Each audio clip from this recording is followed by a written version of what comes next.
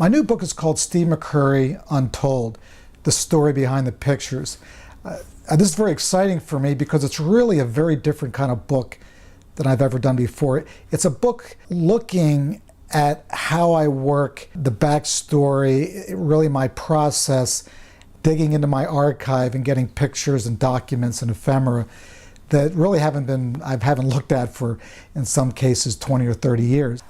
I think one of the most exciting stories I worked on was the monsoon. When I was a child, I remember seeing the work of Brian Brake, who had done a story on the monsoon for Life magazine back in 1962.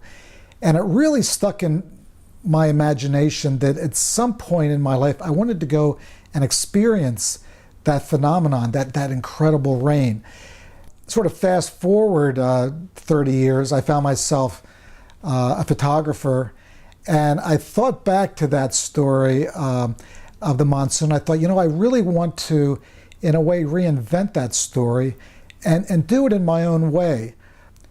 During my monsoon coverage in India, I learned that there was this terrible flood in one of the cities in Gujarat. So I got a flight, and to my horror, I saw that 3/4 of the city was underwater. People were living on their roofs. They had no fresh water. They had no food. So I set about documenting this situation.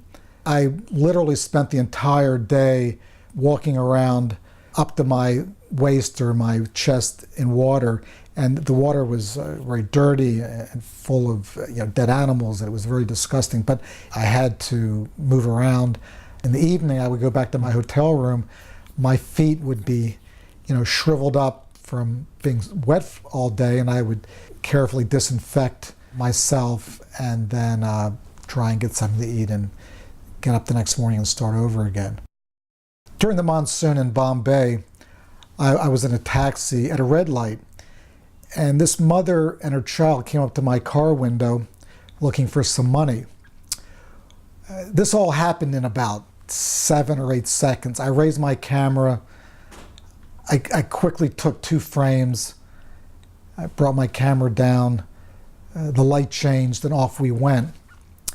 Well, 2 months later, I'm editing my pictures at the magazine, and I came across these 2 frames, and I was really delighted that the picture came out as well as it did. And it really seemed, in a way, symbolic of kind of my world and her world and the contrast. I'm in this air-conditioned bubble.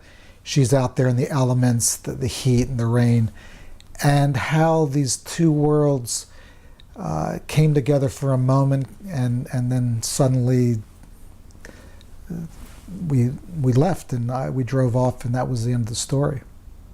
This is a very exciting project for me because it's really for the first time I'm getting into the backstory, telling the stories about how the pictures were made, how they were published. We have tear sheets and magazine spreads and newspaper spreads on how these were actually ended up being used in publication. Really is a kind of comprehensive look at my career and really how I put these stories together. I'm very proud of what we've accomplished, and I'm hoping that the book gets a great response.